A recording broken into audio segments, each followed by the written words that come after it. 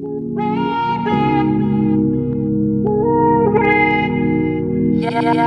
Production.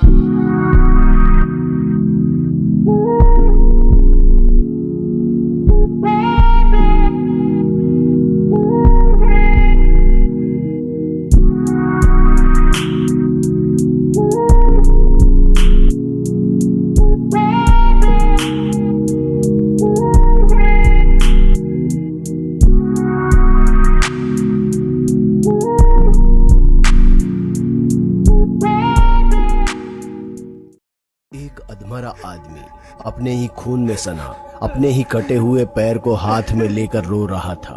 शायद उसके सामने कोई खड़ा था जिसे देख उसके होठ कंप कपा रहे थे और वो यही गुहार लगा रहा था कि मुझे जाने दो प्लीज, मुझे जाने दो।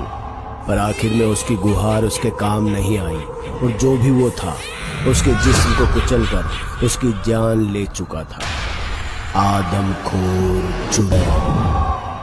राहुल चंडीगढ़ यूनिवर्सिटी में पढ़ने वाला एक नौजवान है जिसे भूतों और चुड़ैलों के बारे में जानने का बड़ा ही शौक था।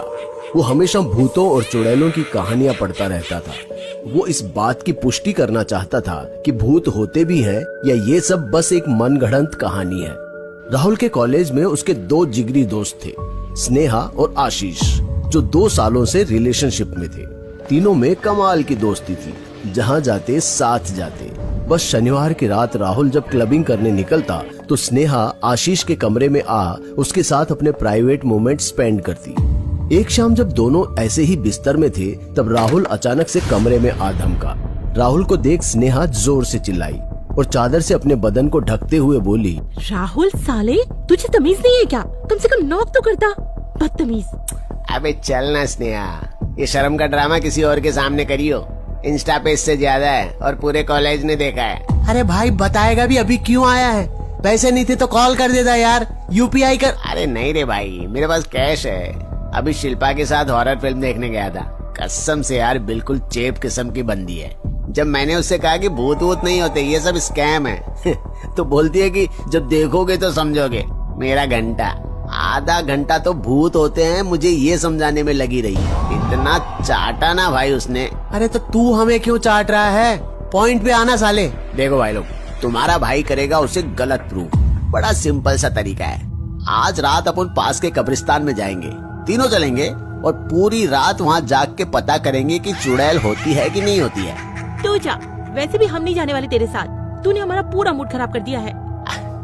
अरे चल ना ब्रो, किसे पता डर में हाथ और हाथ में कुछ और पकड़ने का माहौल बन जाए। एंड आई प्रॉमिस, पूरी प्राइवेसी दूंगा तुमको। स्नेहा और आशीष राजी हो गए। जैसे ही रात हुई तीनों कब्रिस्तान के पास पहुंच गए। राहुल अंदर चला गया और राहुल के दोस्त वहीं कब्रिस्तान के बाहर उसका इंतजार करने लगे। बेबी अब तो राहुल भी नहीं है और हमारे पास वक्त ही वक्त है।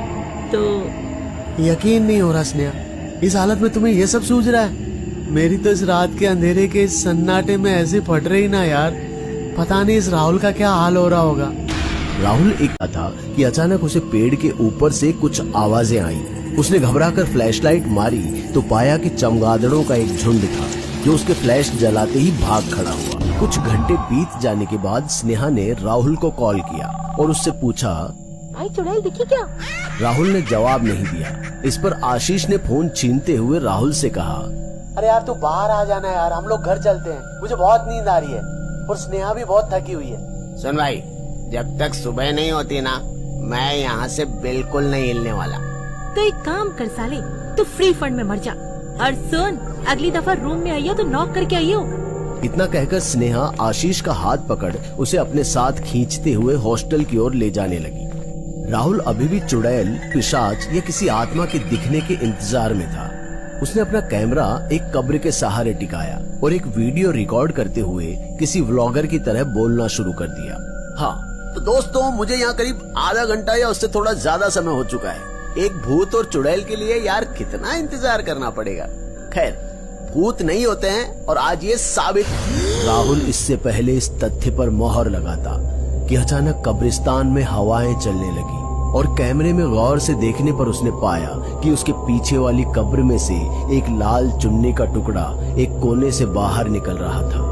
राहुल उस लाल चुन्नी को निकालने के प्रयास में लगा रहा और अंत में जब उसने जोर लगाया तो चुन्नी तो नहीं निकली, पर कब्रिस्तान में जल रही स्ट्रीट लाइट वाला लैंप फूट गया और कीड़ों की आवाज जो माहौल को एक आम व हल्का बनाए हुए थी अचानक से बंद पड़ गई और सन्नाटा पसर गया। राहुल का गला अब सूखने लगा था और वो डर के मारे धीरे धीरे पीछे हटने लगा। राहुल ने नजर घुमाई तो पाया कि अभी अभी कोई शमशान घाट के गेट को खोल अंदर घुसा है, लेकिन इतने अंधेरे में उसे उस व्यक्ति का चेहरा स्पष्ट नहीं दिख रहा था। राहुल एक एक कदम सावधानी से कब्रिस्तान के गेट की ओर रख ही रहा था कि अचानक लालटेन लिए एक औरत उसके चेहरे के सामने आ खड़ी हुई। राहुल एकदम से उसे देखकर डर गया और गिरते हुए मम्मी मम्मी चिल्लाने लगा। फिर जब राहुल ने होश संभाला और ठीक से देखा तो पाया कि एक पीली साड़ी वाली कमसिन सी जवान लड़की उसके सामने खड़ी है, जिसकी साड़ी जरा घुटने के पास से भीगी हुई थी। मगर राहुल की नजर